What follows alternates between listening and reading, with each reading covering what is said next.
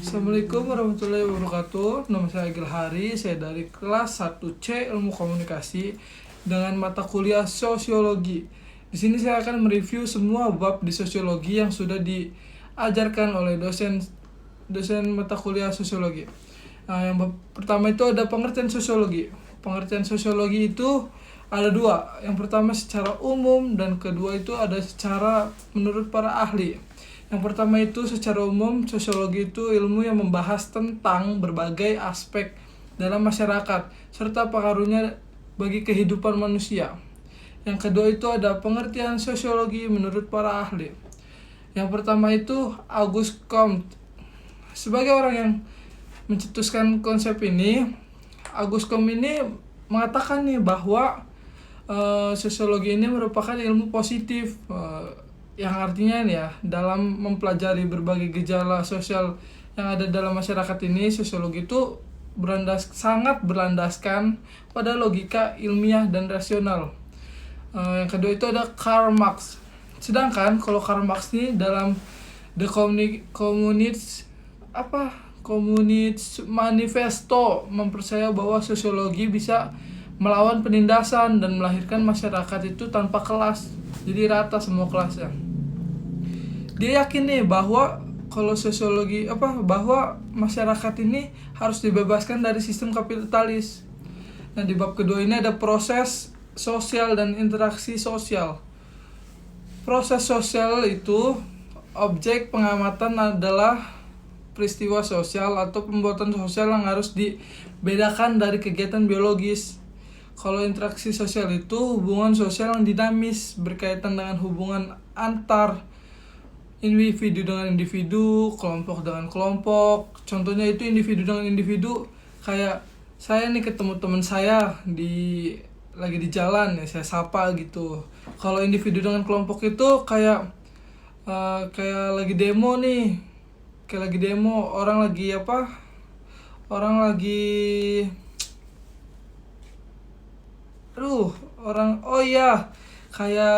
kayak itunya yang duduk di atas mobil itu tuh, lebih ringkasnya sih lebih jelasnya tuh kayak dosen kepada mahasiswanya lagi ngejelasin. Nah, kalau kelompok dengan kelompok itu seperti kayak partai A diskusi dengan partai B gitu, kayak kelompok A dengan kelompok B gitu. Bab ketiga itu ada kelompok-kelompok sosial dan kehidupan masyarakat. Pendekatan sosiologis terhadap kelompok-kelompok sosial.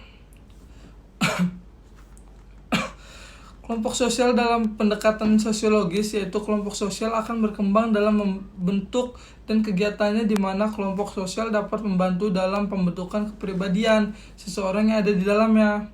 Nah, tipe-tipe kelompok sosial ini ada 4. Yang pertama itu in-group dan out-group. Yang kedua itu kelompok primer dan sekunder. Yang ketiga itu paguyuban dan patembayan. Yang keempat itu ada kelompok formal dan non-formal. Di sini ada 6. Membership dan reference. Yang keenam itu okupasional dan volunteer. Nah, di sini ada bab keempat nih, kebudayaan dan masyarakat. Yang pertama itu kebudayaan.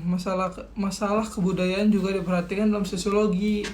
Karena kebudayaan dan masyarakat manusia merupakan dui tunggal yang tidak terpisahkan. Istilah kebudayaannya berasal dari Sanskerta. Budaya merupakan bentuk jamak dari kata budi yang berarti budi atau akal. Kultur berasal dari bahasa Latin colere yang berarti mengolah atau mengerjakan. Nah, kebudayaan itu semua hasil dari karya, rasa, dan cita-cita masyarakat. Kebudayaan itu berguna loh bagi manusia, yaitu untuk melindungi diri terhadap alam, mengatur hubungan antar manusia, dan sebagai wadah dari segenap perasaan manusia. Nah, di sini ada bab kelima. Bab kelima ini ada lembaga kemasyarakatan. Di lembaga kemasyarakatan ini ada pengertian lembaga kemasyarakatan, suatu jaringan proses-proses hubungan antar manusia dan antar kelompok manusia yang berfungsi untuk memelihara hubungan-hubungan serta pola-polanya sesuai dengan kepentingan manusia dan kelompoknya. Nah, di sini tuh ada cara-cara mempelajari lembaga kemasyarakatan loh. Yang pertama itu analisis secara historis. Ini tuh untuk bertujuan meneliti sejarah, timbul, dan perkembangan suatu lembaga kemasyarakatan tertentu. Yang kedua ini ada analisis kooperatif.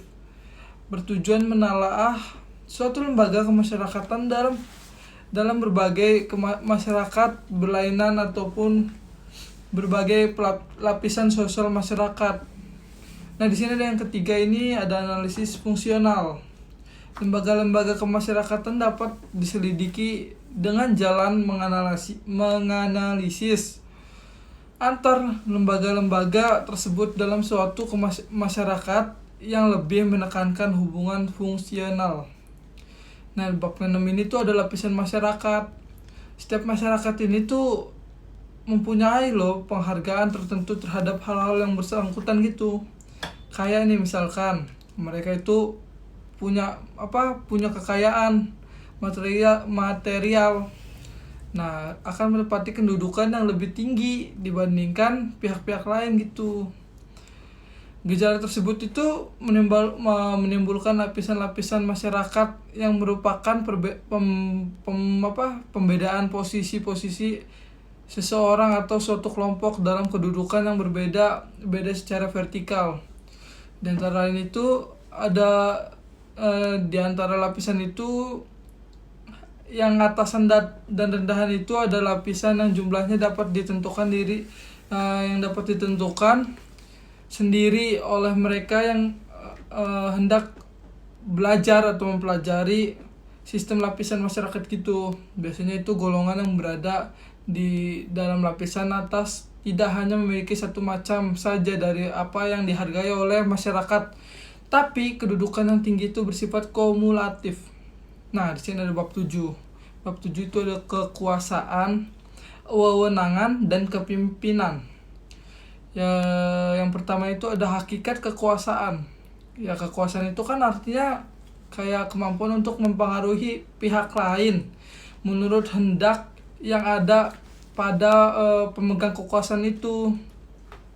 Kekuasaan itu terdapat di semua bidang di semua bidang kehidupan gitu. Pada umumnya itu kekuasaan yang tertinggi berada pada organisasi yang dinamakan negara. Jadi di sebuah negara pasti ada kekuasaan ya kan.